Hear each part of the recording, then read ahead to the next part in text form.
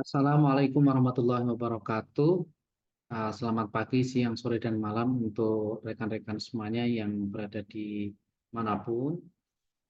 Perkenalkan, kami salah satu CGP Angkatan 9 dari Kabupaten Magelang. Nama lengkap kami adalah Fafus Arifin. Dan kami sehari-hari bekerja di instansi pendidikan di jenjang sekolah dasar, tepatnya di SD Muhammadiyah Inovatif Mertoyida. Pada kesempatan kali ini kami akan berbagi praktik baik yang dalam kesempatan ini apa yang kami alami, apa yang kami rasakan, apa yang merasa kami perlu untuk kami sampaikan akan kami lakukan dalam sesi berbagi praktik baik kali ini. Saya akan mengawali dengan sebuah tayangan yang menurut saya cukup menarik untuk kita lihat bersama-sama.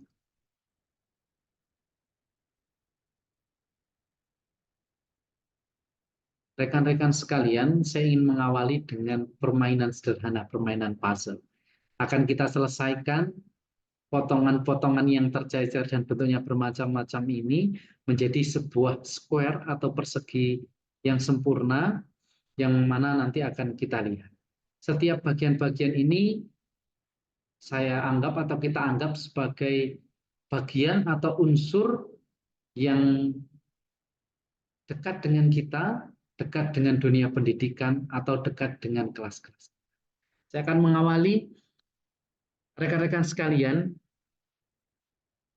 untuk menjadi seorang guru. Kita akan menyusun bagian-bagian supaya nantinya bagian ini menjadi persegi sempurna dan lahirlah seorang guru. Yang pertama saya akan tempatkan bagian ke satu, yakni kita lihat di sini ada sebuah bagian yang bisa kita katakan sebagai kecerdasan, yang bisa kita katakan sebagai pengetahuan, wawasan, ilmu yang nantinya akan dapat mendukung peran kita ketika kita menjadi seorang guru. Saya akan mulai letakkan di sebelah sini dan kemudian selain memiliki kecerdasan tentu saja kita harus memiliki jiwa atau badan yang sehat. Badan yang sehat ini akan mendukung profesi kita tentu saja ketika kita menjadi seorang guru. Yang berikutnya adalah tentu saja tidak lengkap manakala kelas kita tanpa kehadiran seorang atau tanpa kehadiran para murid, para pembelajar. Maka kemampuan yang kemampuan kecerdasan yang mumpuni, yang baik, tubuh yang sehat, murid yang aktif nanti akan dapat mendukung kita ketika kita berada di kelas. Ditambah dukungan lagi dengan dukungan teknologi. Tidak cukup ditambah lagi dengan dukungan finansial, dengan dukungan keuangan. Maka kita bisa sedikit lihat bahwasanya persegi ini mewakili seorang guru yang telah lahir. Tetapi tidak selesai rekan-rekan sekalian, ada satu hal yang kami dapatkan ketika kami menjadi peserta di pendidikan guru penggerak angkatan ke-9. Melalui berbagai pendidikan, melalui berbagai hal yang kami dapatkan, pengetahuan informasi yang sangat mendalam, praktek baik, karya nyata, diskusi, eksplorasi konsep, elaborasi, dan berbagai hal yang sangat mengesankan, membuat kami sadar bahwasanya ketulusan dan hati ketika kita akan mengajar adalah sesuatu yang tidak boleh kita lupakan. Maka bagian ini menjadi sesuatu yang kami beri nama something forgotten. Kadangkala hati ini terlupakan ketika kita sibuk dengan hal-hal yang nampak seperti ini. Kita akan coba susun kembali puzzle ini dengan menghadirkan hati. Apakah kita akan lahir menjadi guru yang lebih baik? Kita akan coba lakukan. Rekan-rekan sekalian, satu hal yang paling mendasar yang dapat kami sedikit garis bawahi ketika kami mengalami pendidikan guru penggerak, yang paling utama adalah selain berbagai pengetahuan, pendekatan psikologis, pengetahuan tentang kebutuhan belajar, metode, dan berbagai hal yang sangat dahsyat itu, ternyata yang paling penting pertama adalah kita harus melakukan perubahan paradigma atau mindset. Saya kira kita semuanya sepakat bahwa perubahan besar dimulai dari isi kepala kita untuk bisa lebih luas melihat segala sesuatu. Maka untuk lahir kembali menjadi guru dengan harapan kita menjadi guru yang lebih baik, maka kita harus mulai dengan merubah persepsi kita. Kita akan coba rubah persepsi kita dengan sedikit mengotak-atik setiap bagian daripada potongan-potongan ini yang nanti harapannya akan membuat semakin lengkap profil kita sebagai seorang guru. Dan ternyata Bapak Ibu sekalian, dengan kita terus belajar, dengan kita terus untuk mau berbenah, kita dapat menempatkan sebuah potongan yang baru yang kita dapatkan dalam pendidikan ini untuk menjadi guru, dan ternyata itu pas dan sesuai dan itu cocok pada diri kita untuk lahir kembali menjadi seorang guru yang lebih baik. Inilah awalan saya sebagai pembuka untuk kegiatan berbagi praktik. Berikutnya Bapak Ibu sekalian, saya akan memaparkan salah satu hal yang kami coba lakukan sebagai dampak daripada kami mengikuti pendidikan guru penggerak kali ini. Pada kesempatan berbagi praktik baik guru penggerak ini, kami akan menyampaikan hal atau program yang coba kami lakukan di tempat kami. Sebagai awalan adalah open atau buka. Tentu saja buka di sini bukan membuka barang, bukan membuka pintu, bukan membuka jendela, tapi adalah sebuah akronim, yaitu belajar bersama kakak. Pada sesi berbagi praktik baik yang terinspirasi tentu saja dari orang-orang terhebat, dari hal-hal yang kami temui, lebih khusus di tempat kami terus tumbuh, yaitu SD Muhammadiyah Inovatif Mertoyo. Sebagai awalan, kami ingin menyampaikan bahwasanya tidak sedikit kita lihat bahwasanya iklim interaksi lintas kelas yang terjadi di tempat kita mengajar cenderung minim atau sedikit. Tentu saja barangkali mereka lebih akrab dengan teman sebangku mereka, dengan teman sekelas mereka. Tetapi interaksi ketika di luar kelas dibutuhkan interaksi lintas kelas yang mana itu akan menghidupkan suasana, yang mana itu akan membuat setiap orang merasa bisa bertemu dengan banyak orang, yang tentu saja dalam pertemuan-pertemuan tersebut akan melahirkan berbagai hal yang menyenangkan dan menginspirasi.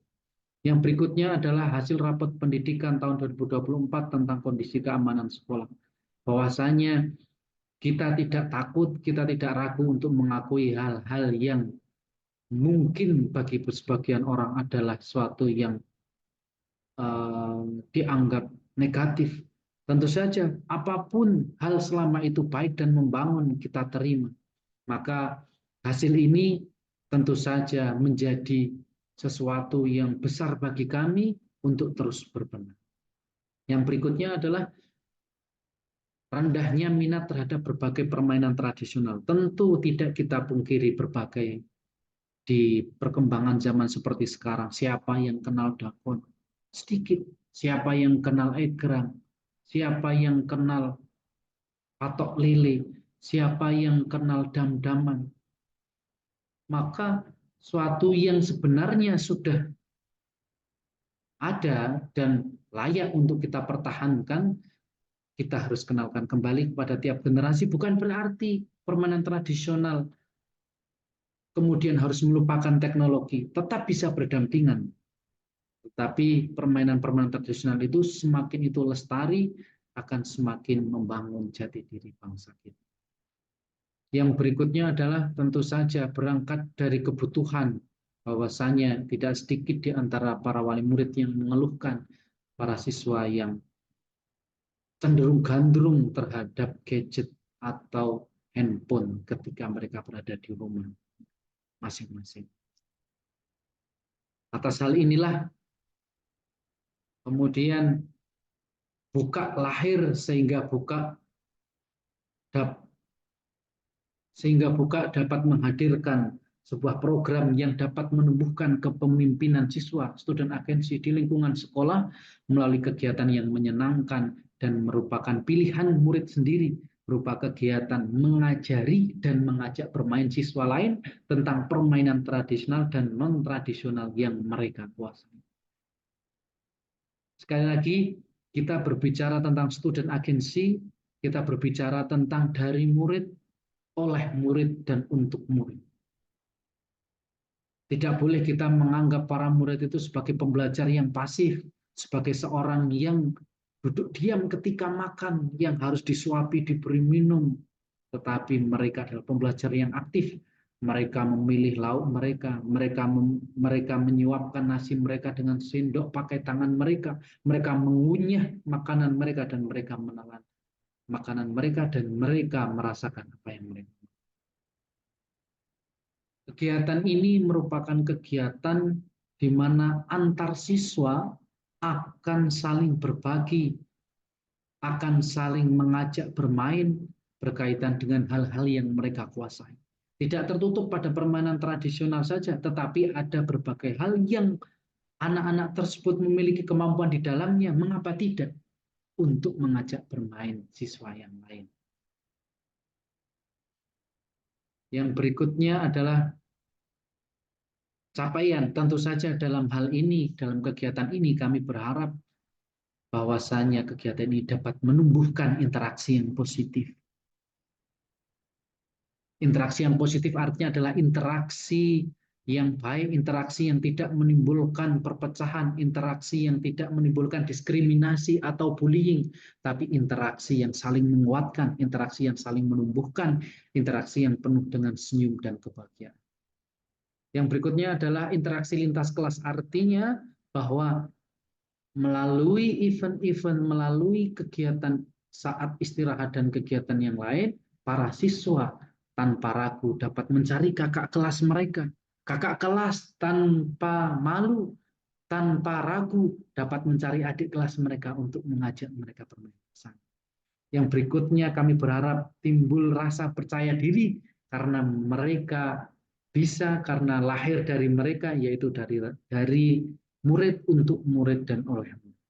Yang berikutnya adalah public speaking, di mana pada kegiatan buka ini setiap orang akan berlatih oral, akan berlatih berbicara untuk mengajari aturan, teknik, tips dalam melakukan suatu permainan.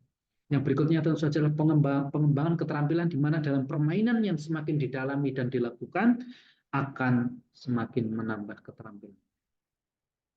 Langkah yang dilakukan adalah yang pertama paradigma atau mindset, yaitu perubahan sudut pandang, keyakinan bahwasanya murid bisa, murid mampu, mereka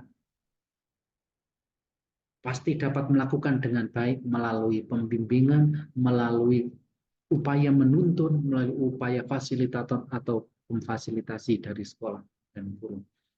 Yang berikutnya tentu saja melalui kegiatan koordinasi berbagai pihak yang terkait dan yang terlibat, kemudian melakukan diseminasi dan sosialisasi berkaitan dengan program ini, kemudian kita lakukan realisasi atau aksi nyata, baru kemudian tentu saja tidak berhenti di situ, evaluasi yang terus-menerus dan berkelanjutan.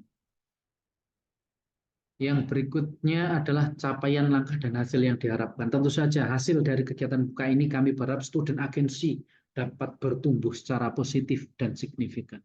Budaya positif dapat terjadi di seluruh kelas. Kemudian kemampuan kolaborasi di mana berbagai siswa berbagi satu sama lain, saling mendukung. Empati di mana tiap siswa ikut merasakan apa yang dirasakan orang lain, berbagi perasaan. Yang berikutnya adalah melestarikan permainan tradisional. Ketika dalam kegiatan buka ini ada sebagian yang menggunakan permainan tradisional untuk mengajak bermain.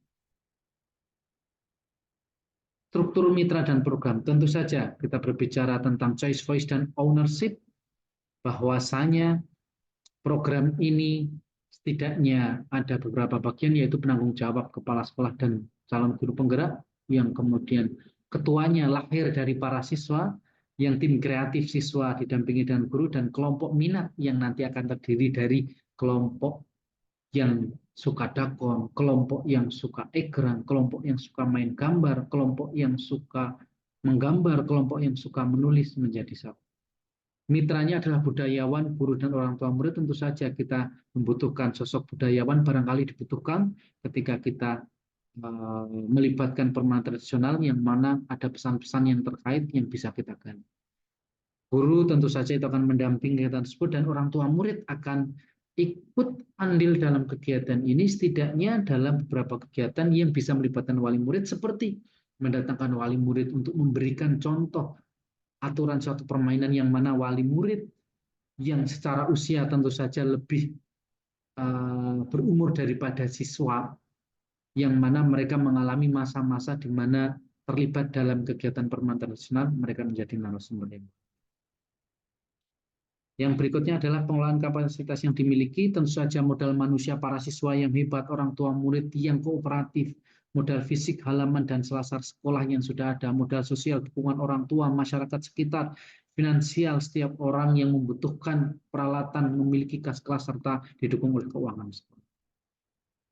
Rencana evaluasi yang perlu dilakukan adalah pemantauan interaksi antar siswa, di mana dalam kegiatan tersebut tentu saja interaksi harus terus kita evaluasi apakah interaksi tersebut sesuai dengan harapan kita, yakni interaksi positif. Evaluasi permainan yang dipilih tentu saja ini perlu dilakukan untuk melihat efektivitas sebuah permainan dan dampak suatu permainan, serta evaluasi penggunaan waktu ketika berkaitan dengan jadwal-jadwal kegiatan siswa yang lain. Kemungkinan tantangan adalah alokasi waktu permainan, barangkali ada perselisihan dan barangkali ada transaksi. Itu yang dapat kami sampaikan pada sesi berbagi praktik baik dari kami. Mohon maaf segala kekurangan. Tentu saja praktik baik ini akan terus dievaluasi, dan setiap orang pasti melahirkan hal-hal yang hebat selama diri kita yakin dan selama diri kita optimis. Majulah pendidikan Indonesia, majulah guru Indonesia, dan guru penggerak harus bisa bergerak, tergerak, dan menggerakkan. Assalamualaikum warahmatullahi wabarakatuh.